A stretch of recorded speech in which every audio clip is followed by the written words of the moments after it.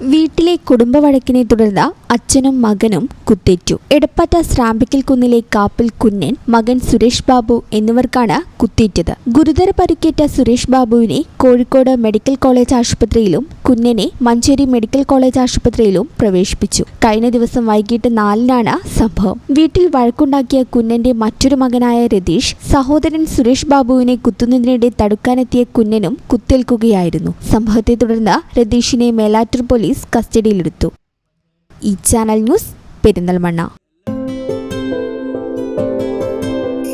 15 വർഷങ്ങളായി ഈ തിളക്കം നമ്മെ ഭ്രമിപ്പിക്കുന്നു.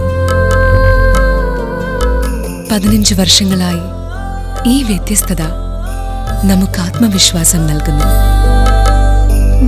15 വർഷങ്ങളായി നമ്മുടെ ആഘോഷങ്ങളിൽ ഈ പാരമ്പര്യവും പങ്കാളികളാണ്. ഒരു ദേശത്തിന്റെ ആഭരണ സംസ്കാരം രൂപപ്പെടുത്തിയവർ. ഞങ്ങളെപ്പറ്റി നിങ്ങൾക്കല്ലേ കൂടുതൽ അറിയുന്നത്?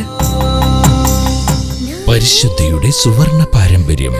Hayat golden diamonds, Valanchery.